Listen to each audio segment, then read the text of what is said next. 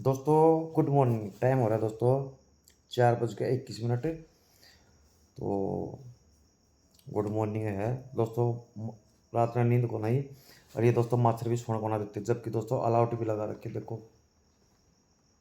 पर कौन है दोस्तों, कदे सड़ेगा कान पलटा, कदे दोस्तों गुद्दी पलटा, कदे दोस्तों पैरा पलटा, कदे दोस्तों एडा हाथा पलटा। जीवन आराम कर रखे ना, आराम खुरन है। 1 मिनट भी को ना सोया हूँ। तो दोस्तों चलो, एक क्राइम हुआ था 2017 में बेंगलुरु में दोस्तों। लड़के का नाम है सर्थ, और यो दोस्तों ये लड़का पैसे वाला है। और मर्डर पता किसने कराया दोस्तों? यार गद्दार, जो दोस्तों जिस थाली में खाया उससे थाली में छेद करना। तो दोस्तों सारा का सारा मामला जो है ना, ये वीडियो सुनियो। मैं पहली बार दोस्तों इस तरीके की वीडियो बनाऊँ मैं, जो कि यो केस पूरा का पूरा यो भाई साहब बताओगा जिन जो ये कई वीडियो देख रहे हो ना मैंने दोस्तों, ये जो क्राइम की वीडियो बना है। तो सुनो आखिर यार गद्दार किस तरीके का है, भरोसा किसी पर कर भी नहीं सकते दोस्तों, ऐसा जमाना आ रहा है। ना करें, मगर खास दोस्त से जरूर शेयर करते हैं।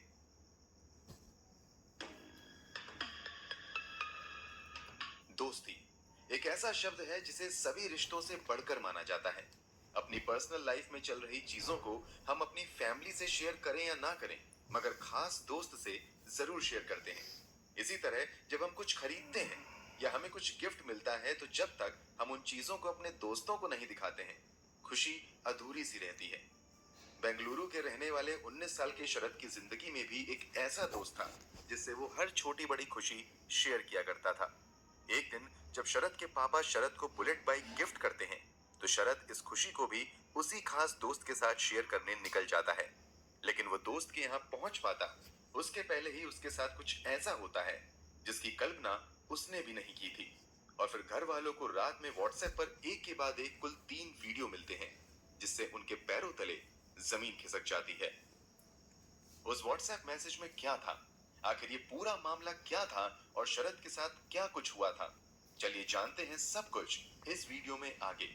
और इन सब के पीछे किसका हाथ था, वो जानेंगे तो यकीनन आप शॉक्ड रह जाएंगे। तेरी तो सब कुछ जानने के लिए वीडियो में आखिर तक जरूर बने रहें। लेकिन दोस्तों, इस सच्ची घटना की कहानी हम आपको बताएं उससे पहले आपसे एक रिक्वेस्ट है कि अगर आपने अब तक इस चैनल को सब्सक्राइब नहीं किया है, तो जल्दी से चैनल को सब्सक्राइब कर लीजिए। साथ ही हमारी लेटेस्ट वीडियो की जानकारी के लिए बेल आइकन दबाना ना भूलें। दोस्तों ना भूले, ठीक है ना? चैनल सब्सक्राइब कर दे। और भाई साहब ये कहानी नहीं है, ये एक मर्डर केस है दोस्तों। इसको केस बोलते हैं, कहानी नहीं बोलना चाहिए दोस्तों। कहानी एक अलग चीज़ होती है, स्टोरी, कि भाई कहानी सुनाना। तो ये मर्डर केस है। चलिए अब कहानी शुरू करते हैं। फिर कहानी का है शरद दोस्तों। का जन्म एक मलयाली परिवार में हुआ था, मगर पिता की नौकरी बेंगलुरु में थी, इसलिए सब लोग बेंगलुरु में ही रहते थे। शरद का बचपन भी बेंगलुरु में ही गुजरा था और उसकी पढ़ाई लिखाई भी यहीं से हुई थी। शरद के परिवार में उसके माता पिता के अलावा उसकी एक बहन भी थी। शरद पढ़ाई लिखाई में काफी अच्छा था और उसका एडमिशन इंजीनियरिंग में भी हो चुका था। शरद को पढ़ाई लिखाई के साथ साथ बाइक का भी काफी शौक था, इसलिए जब शरद की उम्र 18 साल से ज्यादा हो जाती है, तो उसके पिता उसे रॉयल एनफील्ड की दमदार बुलेट बाइक गिफ्ट करते हैं। शरद को बाइक गिफ्ट में मिले हुए कई दिन हो गए थे, मगर बिजी होने की वजह से वो अपने कुछ खास दोस्तों को बाइक नहीं दिखा पाया था। इसलिए जब उसे छुट्टी मिलती है, तो दोस्तों के साथ प्लानिंग करता है और फाइनली 12 सितंबर 2017 को वो अपनी चमचमाती बुलेट बाइक लेकर दोस्त को दिखाने के लिए शाम के लगभग 6:10 घर से निकल जाता है। घर से निकलते समय माँ वनजा ने कहा था कि जल्दी घर आ जाना, लेकिन लगभग 7:30 बज चुके थे और शरद घर नहीं आया था। इसलिए शरद की माँ उसे फोन करती है, लेकिन वो फोन नहीं उठाता है, जबकि अमूमन ऐसा नहीं होता है। अक्सर शरद एक बार में ही फोन रिसीव कर लेता था, और अगर किसी कारण रिसीव नहीं कर पाता था, तो थोड़ी देर में कॉल बैक जरूर करता था। शरद की माँ सोचती है कि वो बिजी होगा, या बाइक चला रहा होगा, या फिर हो सकता है घर पहुंचने वाला होगा, इसलिए उसने फोन नहीं उठाया है। ये सोचकर वो थोड़ी देर इंतजार करती है, लेकिन जब ना तो शरद घर पहुंचता है और ना ही कॉल बैक करता है, तो एक बार फिर से वो फोन करती है, मगर इस बार भी कोई जवाब नहीं मिलता है। इसके बाद शरद की माँ लगातार फोन करती रहती है, मगर उधर से फोन रिसीव होता ही नहीं है। इस तरह शरद की माँ की बेचैनी बढ़ने लगती है।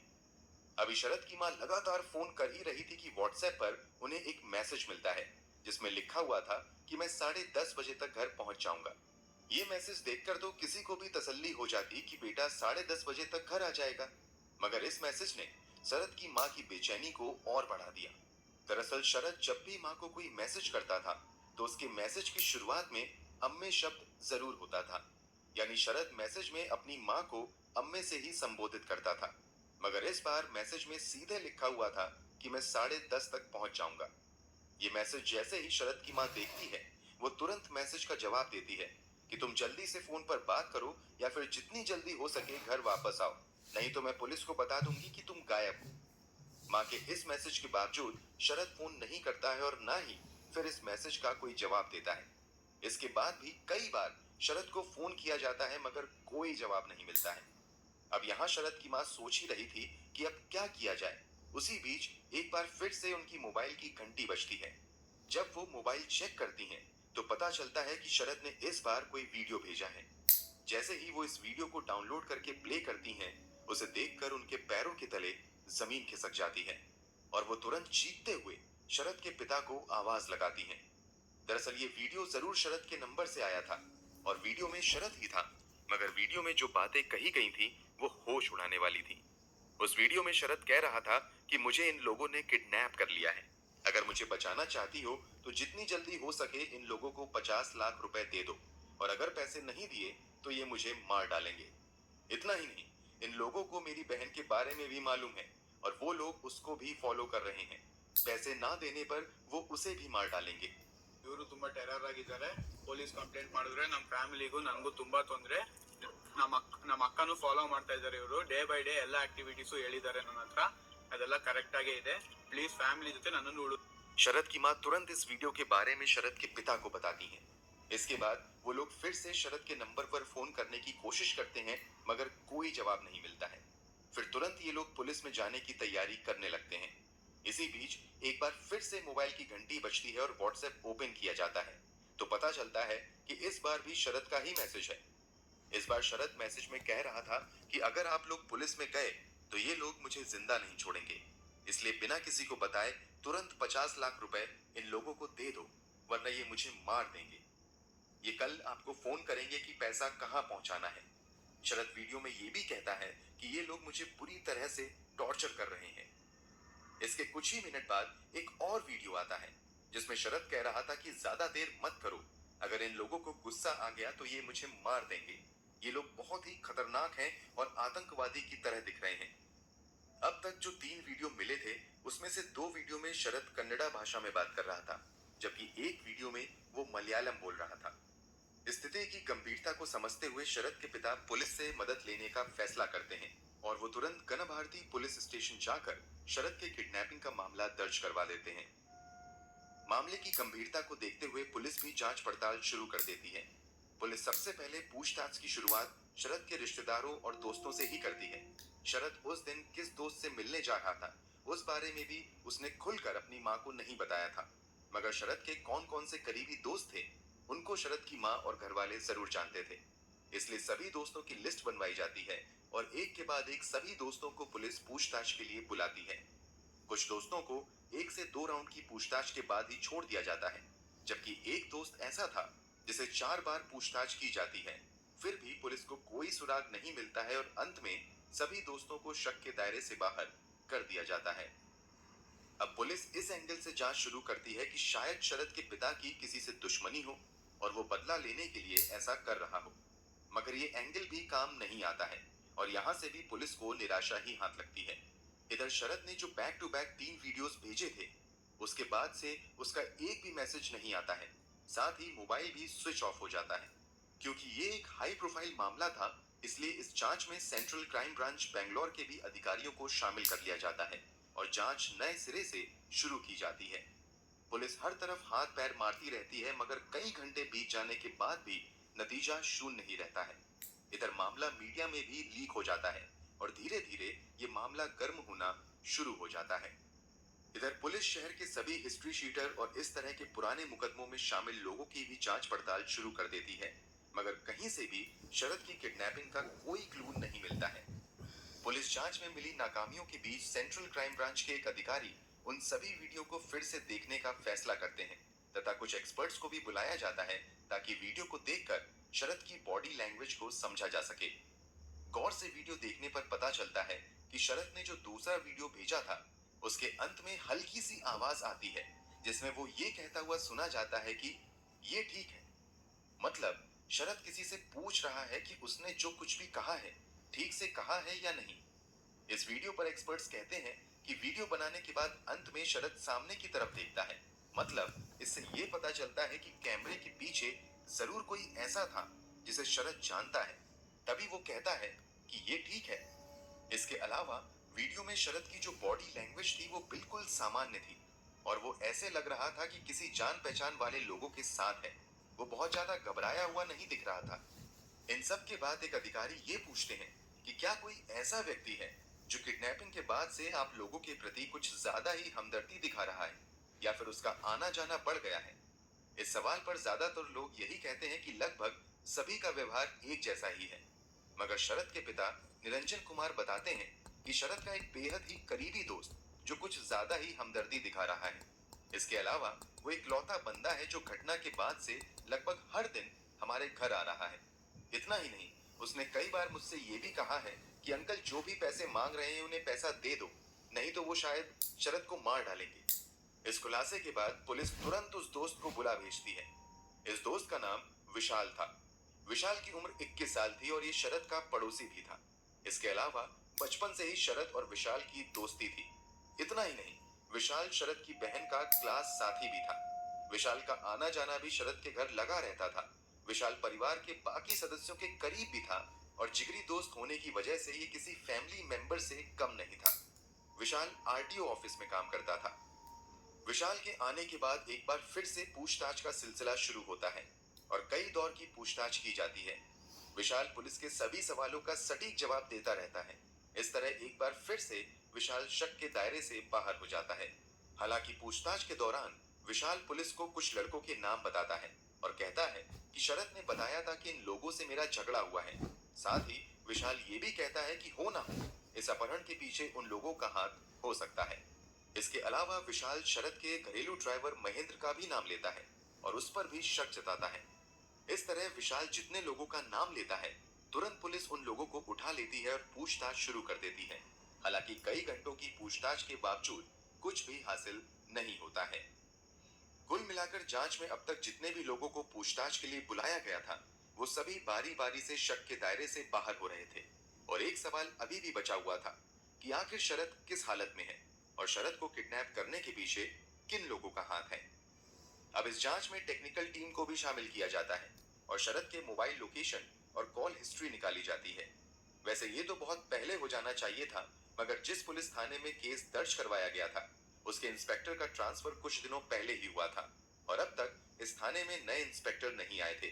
इस कारण जांच की जो रफ्तार थी बहुत ही धीमी थी। खैर, जांच से पता चलता है कि जिस समय शरद ने वो वीडियो भेजा था उस समय उसका लोकेशन उसके घर से लगभग 20 से 25 किलोमीटर दूर दूसरे शहर में था। इस खुलासे के बाद न जाने क्यों पुलिस की एक बार फिर से शक की सुई विशाल की तरफ जाती है और विशाल के मोबाइल की कॉल हिस्ट्री और लोकेशन हिस्ट्री निकाली जाती है। लोकेशन हिस्ट्री से जो खुलासा होता है उससे सभी के होश उड़ जाते हैं। दरअसल पता चलता है कि जिस समय शरद ने वीडियो रिकॉर्ड करके भेजा था ठीक उसी समय विशाल का भी मोबाइल लोकेशन वहीं का था जहां पर शरद था। हालांकि इसके बावजूद पुलिस विशाल को नहीं उठाती है बल्कि उसके नंबर को सर्विलेंस पर डाल दिया जाता है। साथ ही उसकी लोकेशन की भी जानकारी निकाली जाती है तो पता चलता है कि विशाल अपने कुछ लोगों के साथ पिछले 2-3 दिनों से शहर से कुछ दूरी पर मौजूद सुनसान जगह पर जा रहा था। जांच के दौरान ये भी पता चलता है कि विशाल पिछले कुछ दिनों से नॉर्मल कॉल करने की बजाय व्हाट्सएप कॉल के जरिए ही दोस्तों से बात कर रहा है। रुक जाओ दोस्तों, देख रहे पता सुनते जाओ। विशाल दोस्तों इसका पड़ोसी तो है और बेस्ट फ्रेंड भी है और जो इसकी सिस्टर है दोस्तों वह क्लासमेट रही है, मतलब कि उसके उसके साथ पढ़ रहा है ये विशाल।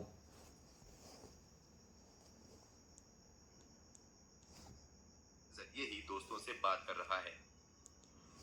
कुल मिलाकर अब विशाल पर पुलिस का शक गहरा हो जाता है और एक बार फिर से उसे पूछताछ के लिए बुलाया जाता है और इस बार पूछताछ पूरी सख्ती से की जाती है। इस सख्ती के बाद जो खुलासा होता है उस पर तो एक पल के लिए शरद के माता पिता को भी यकीन नहीं होता है। दरअसल शरद और विशाल की बचपन की दोस्ती थी। इसके अलावा विशाल और शरद की बहन एक ही क्लास में पढ़ते थे। इतना ही नहीं, विशाल शरद की बहन से प्यार भी करता था। शरद के मुकाबले विशाल की आर्थिक स्थिति बहुत अच्छी नहीं थी, क्योंकि उसके पिता मामूली नौकरी करते थे और विशाल भी पढ़ाई खत्म करने के बाद एक आरटीओ ऑफिस में ही मामूली जॉब करता था। जबकि शरद के पिता इनकम टैक्स डिपार्टमेंट के बड़े अधिकारी थे और इनकी आर्थिक स्थिति भी बहुत अच्छी थी। विशाल की आमदनी कम थी और खर्चा इसका बहुत ज्यादा था। इस कारण इसने कई दोस्तों से भी कर्ज लिए हुए थे। इसके अलावा विशाल के जीजा ने भी बैंक से 4 लाख का लोन लिया हुआ था। कुल मिलाकर विशाल को पैसों की सख्त जरूरत थी, क्योंकि जिससे भी उसने कर्ज लिया था सभी ने मांगना शुरू कर दिया था और उधर उसके जीजा पर भी बैंक वालों ने सख्ती शुरू कर दी थी। इस कारण विशाल जल्द से जल्द पैसा हासिल करना चाहता था ताकि वो परेशानियों से छुटकारा पा सके। चूंकि विशाल को पता था कि शरद के पापा इनकम टैक्स ऑफिसर हैं और उनके पास काफी पैसा भी है, इसलिए विशाल अपने कुछ दोस्तों के साथ मिलकर प्लान बनाता है कि अगर हम लोग शरद को किडनैप कर लेते हैं तो हमें काफी पैसा मिलेगा, जिसे हम सभी आपस में बांट लेंगे। विशाल अपने दोस्तों को भरोसा दिलाता है कि मैं शरद के परिवार वालों को बहुत अच्छे से जानता हूँ। वो जैसे ही शरद की किडनैपिंग की खबर सुनेंगे तुरंत पैसे लेकर हाजिर हो जाएंगे। वो कभी भी पुलिस में जाएंगे ही नहीं। जब विशाल अपने दोस्तों को इस बात का भरोसा दिला देता है कि किडनैपिंग करके वो काफी पैसा निकलवा सकते हैं, साथ ही पुलिस केस से भी बच सकते हैं, तो वो लोग भी इस क्राइम में शामिल हो जाते हैं और इसी के बाद साजिशों का दौर शुरू होता है। विशाल अपने साथ करण पाई, विनोद कुमार और विनय प्रसाद को भी प्लान में शामिल करता है। इसके अलावा जो उसके जीजा कैब चलाया करते थे उनको भी वो इस प्लान में शामिल कर लेता है। पूरी प्लानिंग के बाद विशाल शरद को फोन करता है कि मेरे एक दोस्त ने एक इंपोर्टेड बाइक मंगवाई है, तो क्यों ना हम सभी शहर से दूर चलते हैं जहां हम वो बाइक चलाएंगे और पार्टी भी करेंगे। विशाल पुलिस पूछताछ में बताता है कि इस ऑफर के बाद पहले तो शरद मना कर देता है, लेकिन इंपोर्टेड बाइक की बात सुनकर वो तैयार हो जाता है, क्योंकि शरद को महंगी गाड़ियों का काफी शौक था। जब शरद पूछता है कि वो घर पर क्या बताएगा, तो विशाल उसे आइडिया देता है कि घर पर कह देना कि मैं कुछ दोस्तों को अपनी नई बाइक दिखाने जा रहा हूँ। विशाल शरद को यह भी हिदायत देता है कि गलती से भी इस पार्टी के बारे में घर पर मत बताना, नहीं तो तुम्हें नहीं आने देंगे। सब कुछ फाइनल होने के बाद 12 सितंबर को शरद अपनी बुलेट बाइक लेकर निकल जाता है और विशाल के बताए लोकेशन पर पहुंच जाता है। शरद 6:10 पर अपने घर से निकलता है और जैसे ही वहां 6:30 पर बताए गए लोकेशन पर पहुंचता है, विशाल के अन्य साथी तुरंत शरद को उसे बाइक से उठाकर कार के अंदर डाल देते हैं और उसके हाथ को बांधकर मुंह पर भी कपड़ा डाल देते हैं और वो उसे स्विफ्ट डिजायर कार में लेकर एक सुनसान जगह पर चले जाते हैं। सुनसान जगह पर ले जाने के बाद विशाल शरद को जबरदस्ती वीडियो बनाने के लिए कहता है और फिर शरद के ही नंबर से उस वीडियो को शरद की मां के पास भेज देता है। आपने अब तक वीडियो ध्यान से देखा होगा तो अभी हमने थोड़ी ही देर पहले बताया था कि विशाल शरद की बहन से प्यार भी करता था, इसलिए जब विशाल शरद की किडनैपिंग और 50 लाख की डिमांड वाली वीडियो उसकी मां को भेजता है तो उसके कुछ ही मिनट बाद विशाल शरद की बहन को यानी अपनी प्रेमिका को यूं ही आम दिनों की तरह फोन करता है और हाल चाल पूछता है। इस पर शरद की बहन उसे बताती है कि किसी ने भाई को किडनैप कर लिया है और वो 50 लाख रुपए मांग रहे हैं। इस पर विशाल अनजान बनते हुए शरद की बहन से पूछता है कि तो अब परिवार वाले क्या सोच रहे हैं। इस पर शरद की बहन बता देती है कि पापा पुलिस में जाने की तैयारी कर रहे हैं। इसके बाद विशाल ये कहते हुए फोन रख देता है कि मैं थोड़ी देर में तुम्हारे यहाँ आता हूँ। इधर फोन रखने के तुरंत बाद एक बार फिर से विशाल चाकू की नोक पर शरद को दूसरा वीडियो बनाने के लिए कहता है।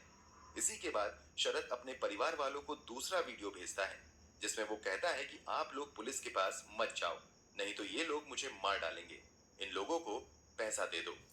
इसके बाद शरद से विशाल एक और वीडियो बनवाता है जिसमें वो टेररिस्ट वाला एंगल डलवाता है ताकि पुलिस को गुमराह किया जा सके। ये सब कुछ करने के बाद विशाल शरद को बाकी के अपने 4 दोस्तों के हवाले करके शरद के घर ये जानने की नीयत से चला जाता है कि यहाँ क्या चल रहा है। विशाल शरद के यहाँ पहुंचते ही तुरंत उसके माँ, पिताजी और बहन से काफी हमदर्दी जताना शुरू कर देता है। साथ ही शरद के गुम होने पर अफसोस जताने लगता है। साथ ही ये भी जानने की कोशिश करता है कि वो आगे क्या करेंगे। जब विशाल को ये पता चलता है कि शरद के पिता पुलिस में जाने वाले हैं तो विशाल उन्हें कन्विंस करने की कोशिश करता है कि पुलिस में मत जाइए, वरना किडनैपर उन्हें मार सकता है। पुलिस में जाने से अच्छा है कि आप उन्हें पैसा दे दो और बात खत्म करो। विशाल की इन बातों पर तब शरद के पिता को जरा भी शक नहीं होता है, क्योंकि उस समय विशाल भी मगरमच्छ के आंसू बहा रहा था और बेहद ही भावुक था, और वो पूरी हमदर्दी के साथ परिवार वालों के साथ खड़ा था। हालांकि विशाल के इस सलाह के बावजूद जब शरद के पिता पुलिस में चले जाते हैं, तो अब पकड़े जाने के डर से तुरंत शरद अपने साथियों को फोन करता है और उन्हें कहता है कि तुरंत शरद को मार दो, वरना पुलिस हमें पकड़ लेगी। हालांकि विशाल के अन्य साथी कहते हैं कि हम किसी की जान नहीं ले सकते हैं, लेकिन विशाल उन्हें कहता है कि अगर हमने इसे छोड़ भी दिया तो ये हम लोगों की पहचान जाहिर कर देगा और हम सभी पकड़े जाएंगे और फिर हम सब जेल में चले जाएंगे। लेकिन अगर हमने मार कर उसकी लाश को गायब कर दिया तो फिर हम सभी आजाद रह सकते हैं। इसी के बाद विशाल के बाकी साथी शरद को लगभग 11:30 बजे के आसपास रस्सियों के सहारे गला घोटकर मार देते हैं। इधर विशाल शरद के परिवार वालों के साथ हमदर्दी जताने में जुटा रहता है। चूंकि शरद के पिता ने पुलिस में भी कंप्लेन दर्ज करवा दी थी, इसलिए शरद को मारने के बाद ये लोग लाश छुपाने के जुगाड़ में लग जाते हैं और लाश को स्विफ्ट डिजायर की डिग्गी में डालकर शहर में घूमना शुरू कर देते हैं, ताकि कोई अच्छी जगह देखकर उसकी लाश को ठिकाना लगाया जा सके। काफी देर इधर उधर घूमने के बाद आखिरकार ये सभी शरद की लाश को लेकर रात के लगभग 2 बजे नरसिम्हा लेक पहुंच जाते हैं और वहीं उसे फेंकने की तैयारी करने लगते हैं। हालांकि इसी बीच विशाल के शैतानी दिमाग में ख्याल आता है कि इस तरह तो लाश 1 से 2 दिन में ही पानी के ऊपर आ जाएगी और फिर पुलिस लाश ढूंढ लेगी। इसलिए ये लोग फैसला करते हैं कि शरद के शव को बड़े से पत्थर में बांधकर तालाब में डालेंगे, ताकि शव बाहर आए ही नहीं। उसी के बाद ये लोग शव को बड़े से पत्थर में बांध देते हैं और उसे हरोहल्ली के नजदीक नरसिम्हा लेक में डाल देते हैं। उसके बाद सभी लोग हमेशा की तरह अपनी डेली रूटीन के हिसाब से काम में लग जाते हैं। विशाल भी बिल्कुल नॉर्मल जिंदगी में वापस आ जाता है और रोजाना शरद के यहाँ हमदर्दी जताने आता जाता रहता है। वैसे हमदर्दी जताना तो महज एक बहाना था। असल में विशाल डेली ये जानने पहुंचता है कि पुलिस की जांच कहां तक पहुंची है और आगे पुलिस क्या करेगी।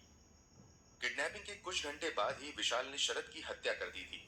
इसके बावजूद वो जब भी शरद के घर जाता था तो शरद के पिता को ये कहता था कि आप किडनैपर को पैसा दे दीजिए, वरना वो शरद की जान भी ले सकते हैं। लाश को तालाब में फेंकने के बावजूद विशाल और उसके दोस्त अक्सर रात में उस इलाके में सिर्फ ये देखने जाया करते थे कि कहीं लाश ऊपर तो नहीं आ गई है।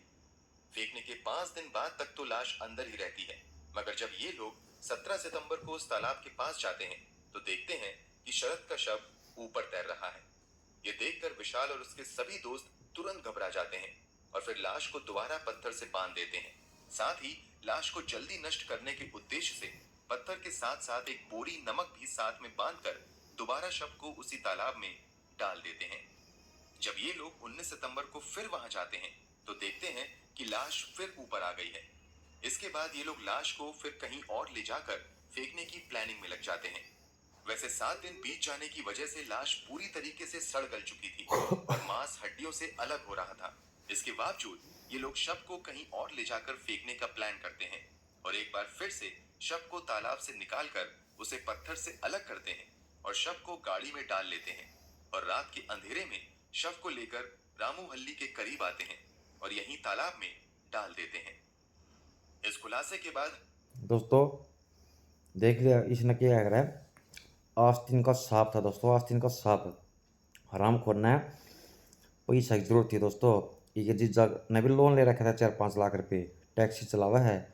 किस्त दोस्तों बढ़नी बस की थी को ना, तो ये भाई साहब समझाओ अपने जीजा ने। अब मेरा दोस्त है और जो है काफ़ी पैसे वाला है, उसके करके दे देंगे हम जितने रुपये मांगेंगे। बेचारा दोस्तों कितना तड़पा कर मारा है, देख लो इसने हराम खोरने कुत्ते ने।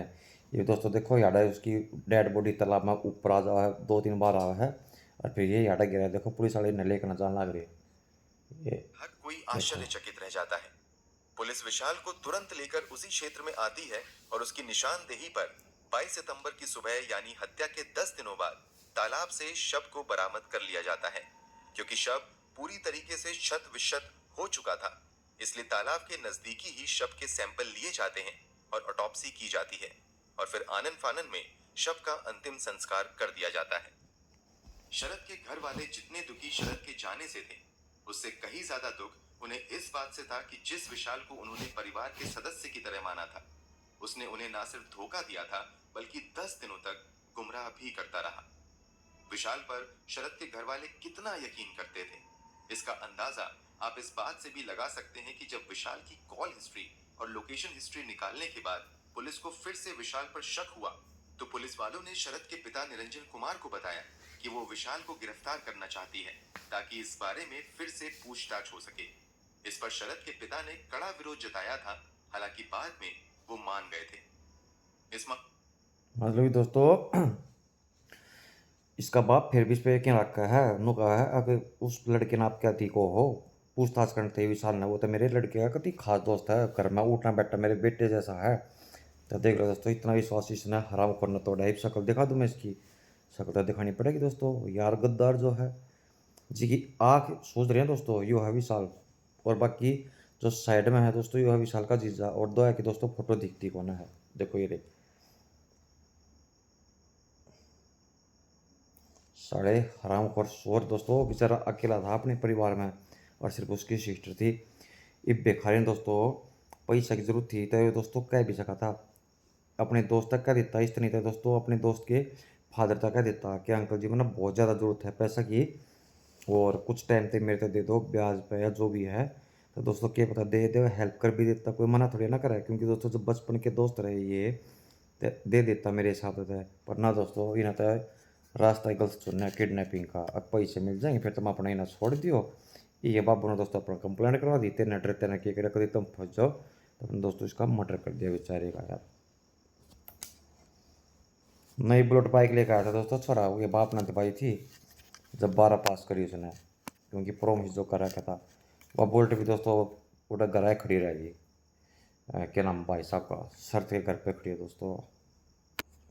दोस्तों वह बुलेट बाइक मैं ले आऊँ ना, वो हाँ मैं ले आऊँ दोस्तों, शरद की बाइक मैं चला लूँगा, क्योंकि दोस्तों वो तो बेचारा है कौन है ना। बड़े दुख की बात है दोस्तों, काफ़ी गंभीर मामला है, क्योंकि दोस्तों बुलेट बाइक मेरी फेवरेट है।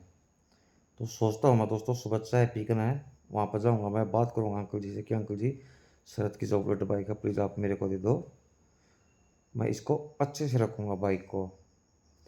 करते हैं दोस्तों कुछ ना कुछ बात इंतज़ाम करते हैं इस बारे में। साला हराम खोर यार गद्दार गद्दा। यार तो दोस्तों सीख ले लो, जो भी मेरी वीडियो देख लो, इसे अगर पापी कमीने कुत्ते आदमी। जब पता करना दोस्तों आज के टाइम में किसी पे भी भरोसा ना करना चाहिए, ये यार दोस्त प्यार फला डगड़ा कोई किसी का ना है, अपना काम तो काम रखा करो भाई। ये बाइक का तो कर दोस्तों मैं कुएं वैसे मजाक कर रहा हूँ, बुलेट बाइक का कभी कोई सीरियसली सोचे, वो तो बस दोस्तों थोड़ी वो एक आधी बात मजाक कर रहे हैं दोस्तों। तो क्या करा घर ठाली पड़े पड़े दोस्तों, और क्या करा आदमी ने बताओ।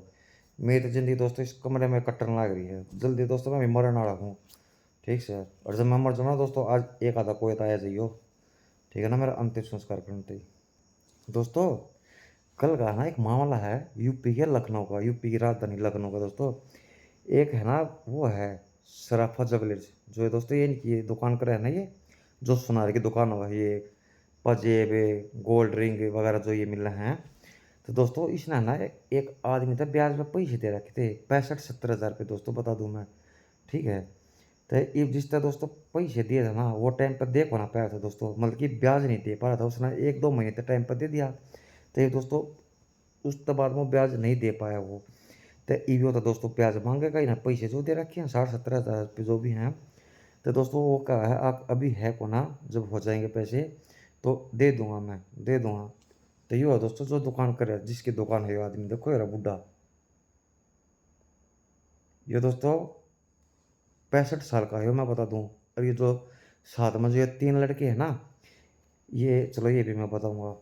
तो दोस्तों जिस तक पैसे दे रखे थे इस भाषा ने, इसकी दोस्तों 2 लड़की हैं नाबालिग, एक है 15-16 साल की और एक दोस्तों 17 साल की। तो वो इनके घर पर जावा है, तो ये कब है अब तेरे माँ बाप की है। तो दोस्तों इन बच्चिया के मतलब कि जिस तक पैसे दे रखे थे दोस्तों, वो कोई प्राइवेट कंपनी में जॉब कर रहा है फैक्ट्री में, और उसकी वाइफ भी। तो ये तो दोस्तों बच्ची दोनों अकेली घर पे थी, माँ बाप तो है को ना। तो ये कब है आगे ड्यूटी पे गए हैं, मम्मी पापा तो शाम को आएंगे। तो ये दोस्तों इन तो पता की क्या है, अपने माँ बाप तक कह दो मेरा टाइम टू टाइम ब्याज दे देंगे, और अगर नहीं उन पर ब्याज दिया जा रहा ना तो फिर तुम है ना मेरे तो अपना जिस्म दो, मतलब कि दोस्तों उन्होंने कहा कि मेरी रात को मेरी गला कुछ टाइम बता तो मैं थारे पर ब्याज को ना लूँगा। तो दोस्तों यह बात क्या करना चाहोगे बचिया था। तो दोस्तों ये बेचारी है ना बेइज्जती के मारा कुछ कहती को नहीं अपने माँ बाप तय। अगर एक तो नौकरी करने लग रहे हैं बेचारे हारे थक क्या वहाँ से हमने, अगर इस तरीके की बात बताऊंगे तो दोस्तों उनको पहले और दूनी टेंशन होगी। तो को ना बताते पर ये तो दोस्तों हवस का पुजारी हो बुढ़ा बड़वा दोस्तों, हर तीसरे चौथे दिन का इसका काम होगा था दोस्तों। फिर जाते हो पीछे तय, ये भी हो दोस्तों पीछे तक जाने लगे ना देखना घर पे है कि ना है, क्योंकि उन्होंने सोचा था कि तेरी बात तो मैं आ जाऊंगी, फंस जाऊंगी, मान लेंगे तेरी बात में ये हाँ भाई ब्याज ना देना पड़ेगा। तो दोस्तों ये घड़िया दुखी होगी ये कति टेंशन में। तो ये दोस्तों इन अपने माँ बाप तो बताई को ना इन लड़कियां ने, इन दोनों ने दोस्तों अपने मामा के लड़के तो बताई। अब मेरे पिताजी ने जो है पैसे ले रखे थे ब्याज पे, और वो ब्याज सिर्फ 1-2 महीने दिया और आगे ब्याज दिया को ना गया, पर वो जो आदमी है वो मारते नो गया है अब मारी गेला 100, और मतलब कि अपना जिस्म दो और जो है मैं ब्याज नहीं लूँगा। तो दोस्तों जी सी यह बात सुनी तो दोस्तों इसका तो आग लगी, क्योंकि दोस्तों भाई है इसका है तो भाई है। तो फिर दोस्तों अपने वो 2 दोस्तों ने और शामिल करा है, और फिर जब दोस्तों ये बूढ़े ने जो है बुलावा है इधर फ़ोन करा है पिछली लड़की तो है आगे, हाँ जी जो आप कह रहे थे ना जिस चीज़ के लिए आप आ जाओ। तो दोस्तों बूढ़ा था हाउस का पुजारी था, वो क्या करना बुलाती है मगर जाने का नहीं। तो दोस्तों 65 साल का बूढ़ा लगा का बाड़ा मत जेल, और पैर का दोस्तों एडिडास के जूते, जबकि एक पैर इसका कबर में लटक रहा है आराम खोर कुत्ते का। तो दोस्तों ये पहुंच गया लड़की के घर पे, इन्होंने तो ना बेचना कि तेरे 3 फूफा भी बैठे हैं। तो दोस्तों जाते साथ ना पीछे तो मारी लोहे की राड सर में टैट पे मारी दोस्तों और लागते ही पड़ गया दोस्तों धरती पे, ये हो गया दोस्तों बेहोश। और फिर दोस्तों इसका बट्टा सट्टा सट के कर दिया दोस्तों, मर्डर कर दिया इसका, इसको फेंटा पिला दी है। ये दोस्तों ऊपर भेज दिया गया है, मतलब कि नू देखो दोस्तों इसने जिस आदमी तय पैसे दिए तो इसने किस चीज़ का फ़ायदा उठाने की कोशिश करी। अब गरीब परिवार है तेरी बात में फंस जाऊंगी, और तू अपना मजे लिए और ब्याज भी जो है अपना तरह इस समय वसूल हो जावा। इसकी गलत दोस्तों होया तो एक नंबर का काम है, पर इसके तो दोस्तों कम से कम 50,000 भी टुकड़े कर देते ना तो वे भी कम थे। मतलब कि अपने पोती के समान दोस्तों 15-16 साल की लड़की तो ये इस तरीके की डिमांड करा है। मान ले इसका मर्डर नहीं होता दोस्तों, अगर ये वैसे जेल में बंद हो जाता तो कहते घर में मुंह दिखाओ अपना रिश्तेदारी में, यार दोस्ता में दोस्तों पड़ोस में गांव की नज़र में क्या नज़र मिलाते हो। जब पता लगता है कि क्यों पढ़वा कुछ पैसे ब्याज पे दे रखे उन लड़कियां की डिमांड कर रहे हो, वो भी खुद पोते पाते वाला हो रहा है जबकि। तो दोस्तों ये इशू है और उसके पुजारी जो फायदा उठाने की कोशिश करे अगर देख लो। तो साढ़े मादर चौथ बूढ़े तरीके ला कभी ठीक हुआ तू सही भेज दिया भाई, तुम तीनों छोड़ो थारी जमात कराने आऊँ मैं दोस्तों, चाह पी के जाना पड़ेगा मैंने जमात कराने, क्योंकि और तो कोई करवा को ना दोस्तों काम करे एक नंबर का कति है ना, तो जाना पड़ेगा मैंने। तो ठीक है दोस्तों मैं चाह पी लूँ हूँ, लगड़ूंगा एक टाइम हुआ 4 बज के 55 दोस्तों, मैं 7:55 पर लगड़ लूँगा एट तक लखनऊ। लखनऊ मेरे यहाँ से दोस्तों 600 किलोमीटर तक लग जाएंगे, मैंने 12 घंटे 10-12 घंटे पहुँचना मैं ट्रेन में तय। दोस्तों यो मामला है दिल्ली का 2022 का, नाम नाम तो मैंने बेरा को ना दोस्तों, लेकिन हाँ जो लड़की का नाम है दोस्तों है वो है फैजल खान। वैसे लड़के वाला नाम है ना, लेकिन दोस्तों ये लड़की का नाम है मैं बता दूँ फैजल खान।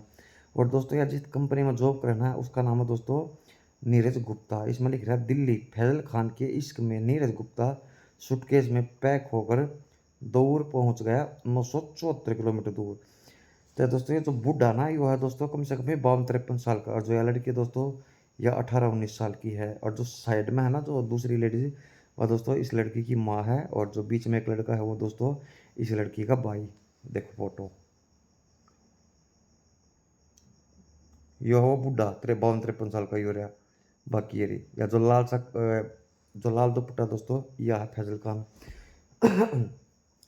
तो दोस्तों यह इसके दौरान नौकरी करा है, तो ये तो शादीशुदा है दोस्तों, ये 52-53 साल का बूढ़ा।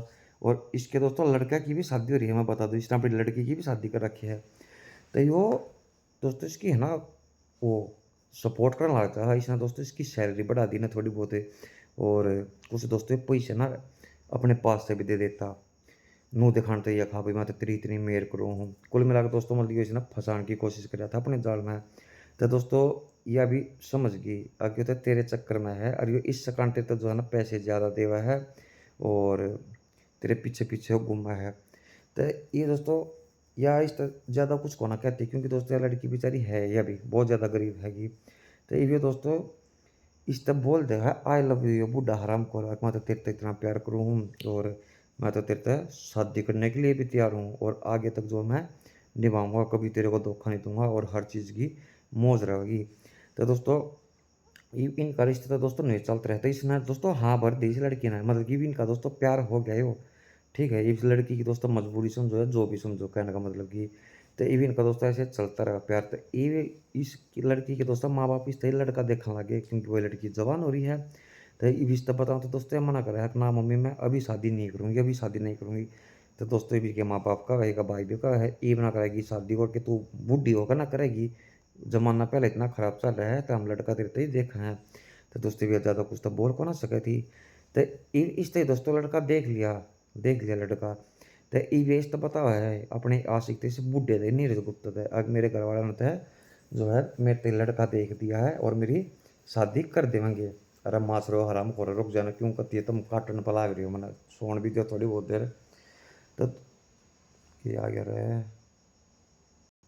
तो दोस्तों इसका आग लगी, अब क्या दूसरे थे ब्याह किस तरह कर लगी, तो पता क्या कहा इसकी हिम्मत देखो दोस्तों, उन्होंने कहा अब तू चिंता मना करे, मैं तेरी माँ बाप तक खुद बात करूंगा, मैं तेरे भाई था, अब तेरी शादी ना करे उस लड़के से। दोस्तों ये भाई साहब पहुंच गया फिर ये करा बात करने, तो ये माँ बाप तो रहा। तो ये दोस्तों और क्या वैसे लड़की के माँ बाप तक फैजल खान है, अगर मैं इससे प्यार करूँ हूँ और मैं इससे शादी करना चाहूँ।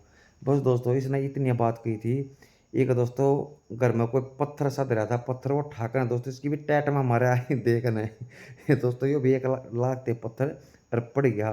तो दोस्तों उन्हें फिर गुस्सा तो आग तो लग गया ही थी कि भाई इसकी हिम्मत देखो कि वो घर पा के ना मतलब कि नुका मैं ब्याह करूँगा। तो दोस्तों रसोई में तो ठाया चक्कू और बट्टा है, बट दोस्तों इसका भी घने चक्कू बैठा दिया, फिर इसका दोस्तों कर दिया मर्डर। ये मर्डर कर दिया दोस्तों, ये भी क्या करे ना कि यो दोस्तों सूटकेस लेकर आए हैं और सूटकेस में पैक करके ना है। और ये जो दोस्तों लड़की का भाई है ना, यो दोस्तों एक प्राइवेट जॉब करा है रेलवे में, मतलब कि तो इसने दोस्तों सारी चीज़ का पता था कि भाई ट्रेन के अंदर बैग किस साइड से लेकर जा सके ले जा सके है और कित पुलिस खड़ी रहे है, कित चौकीदार खड़े रहे, मतलब कि कुल मिलाकर दोस्तों ये लड़की के भाई ने सारी नॉलेज थी।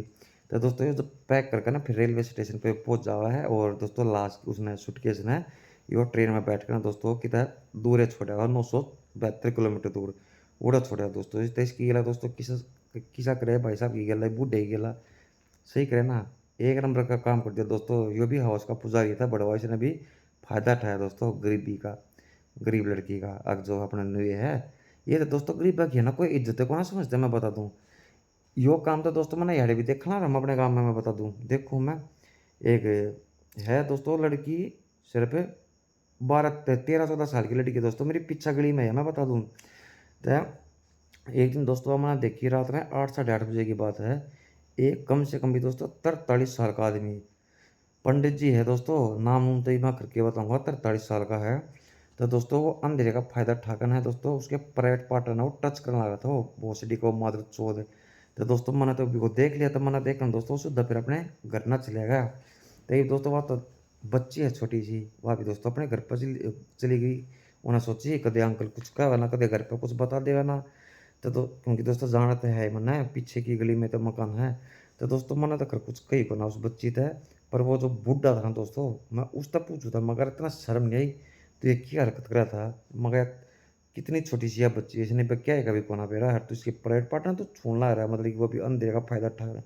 तो कुछ ना बोला दोस्तों बकचोदी करने लगे हुए, अगर ना राहुल ऐसा कुछ भी कोना है, मैं तो उससे जो है ऊँ बात करूँ था, मैं तो उससे कुछ पूछू था, मतलब कि दोस्तों मेरा चुतिया बना कर देखा है, मैं यार आंधा हूँ अगर दोस्तों मना बेरा कोना है, अगर भाई कौन की हरकत करा रहा है क्या ना दोस्तों, मैं हकीकत बता दूँ ना, मैं आदमी की नज़र न देख कर दोस्तों मैं बता दूंगा अब जो किस रास्ते पर चल रहा है, यो क्या झूठ बोल रहा है, यो कित चालाकी कर रहा है, कित नहीं कर रहा है, जब मैं बता दूंगा दोस्तों मैं। ठीक है कोई नू मना सोचियो भाई तू के तांत्रिक लाग रहा है जो तू नज़र ते बता देगा, कोई तांत्रिक ना दोस्तों मैं, पर मैं थोड़ा सा एक्सपीरियंस है दोस्तों, मैं इस चीज़ का एक्सपीरियंस है। तो दोस्तों बता दूंगा थोड़ी बहुत इसी बात को नहीं हरामिया के बारे में, आगे इनके मन में क्या चल रहा है क्या ना चल रहा है। दोस्तों टाइम हो गया 5:03। एक कप चाय बना दो दोस्तों, बना दो ना मेरे तो, एक कप चाय मैंने पी भी कोना रात में भी ना पी थी, बड़ा मन करे दोस्तों इस फ़ोन में कब पकड़ा दिया तो मेरे तो मैं ले लूँगा दोस्तों, मैं गिनूँ चाय बना कर ना यो कप दोस्तों ये ऐसे करना है मेरी तरफ पहुँच जाएगा भाई, ठीक है ना। फ़ोन मना तोड़ दियो, जब फ़ोन टूट गया तो फिर तब मैं दो आओगे नया फ़ोन ध्यान रख लियो। दोस्तों हिसार में है ना एक लड़के की शादी करी माँ बाप ने अपने लड़के की। तो दोस्तों वे भी बहुत ही ज़्यादा गरीब है, हद से ज़्यादा गरीब है। फिर दोस्तों किसी के घर में कोई प्रोग्राम है या कोई बच्चा हुआ है दोस्तों, या कोई रिटायरमेंट हुआ है, कोई भी प्रोग्राम लगा लो, तो ये दोस्तों जो किन्नर हो हैं ये आया करे पैसे लेने, तो ये आया करे ना, वो ढोल सभी लेकर आएंगे, ढोल बजाओगे। तो दोस्तों ये हैं उस लड़के के माँ बाप। पहला तो दोस्तों ये 3 किन्नर ही जड़े देखो। और ये है अंकल आंटी जिनके लड़के की शादी हुई थी 20-25 दिन पहले। हिसार का मामला दोस्तों मैं बता दियो। अच्छा तो दोस्तों ये 21,000 रुपये मांगा है। अब 21,000 रुपये दे मारता है। तो दोस्तों ये कहा मैं गरीब आदमी हूँ, मैं 21,000 रुपये मैं कितने ला के दूंगा, मेरे तो इतने पैसे को ना है। तो दोस्तों यो बेचारा 31 रुपये इकट्ठे करे है, वो भी दोस्तों उधार उधार मांगे। ये बेचारे दोस्तों 31 रुपये भी थे को ना।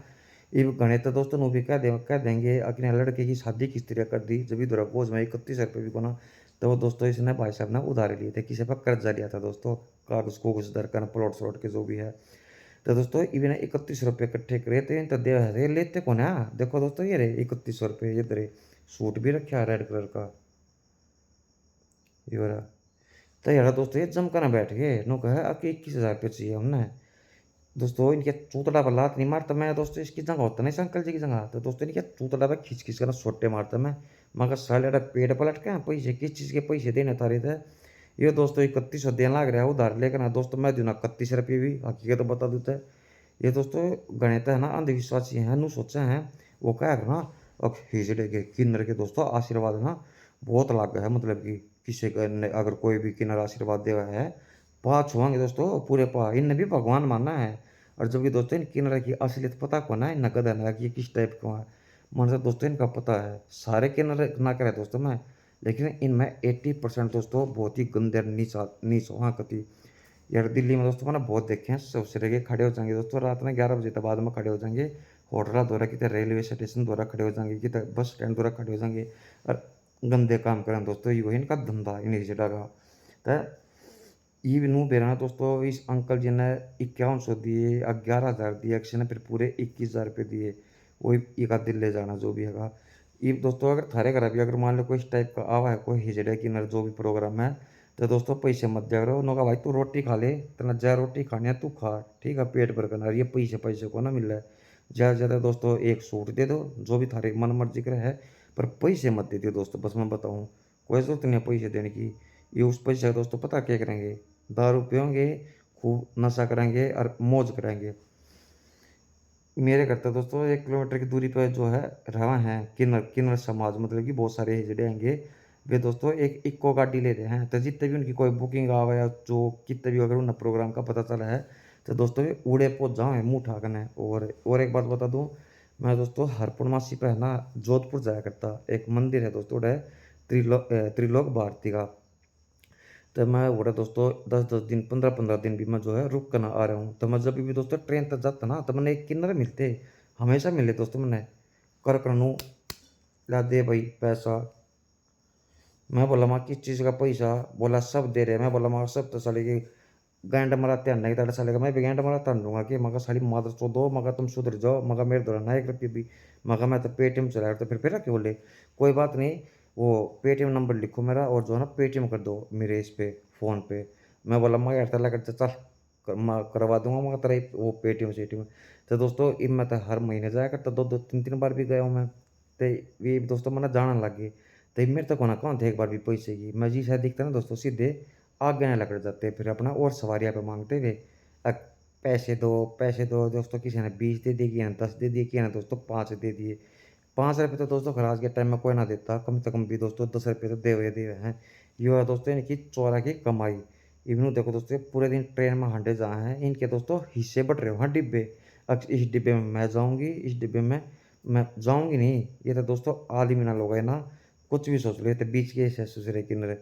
तो इनकी जगह बढ़ रही हो है तो सुबह तो लेगा दोस्तों शाम तक मुँह देखो अब ये कितने 1000 रुपये कमा ले वहाँ, कमा ले है ना, पूरे करोड़पति हुआ है ये दोस्तों के दिखा हैं। पर कुछ चूतिया ऐसे हैं जो दोस्तों इन तब पैसे देने पर लगे रहे हैं। तब भाई मत दिया करो, मत दिया करो इन तभी दोस्तों किसी भिखारी तभी मत दिया करो। वे ले गए ना अल्लाह के नाम से दे दो बाबा, भगवान के नाम से दे दो बाबा ना, उन तभी नो कह दे भाई रोटी खाने से तू खा ले ठीक है। तेरे को पैसे नहीं देंगे हम बिल्कुल भी, 1 रुपया भी नहीं देना है। और क्या दोस्तों, एक घुट पानी पी लो, तुमको पी लो, तुम भी पी लो, इतने पी लो। हाँ तो दोस्तों, ये जो दान पात्र में पैसे डाले ना दोस्तों, मंदिर हो गया दोस्तों, और भी बतेरी दुनिया भर की संस्था भी खुल रही है। तो ये भाई मत डाले अगर, मैं सही बताऊँ मैं, क्योंकि दोस्तों यूँ पैसा ना बर्बाद कर रहे हैं, खा जावा हैं।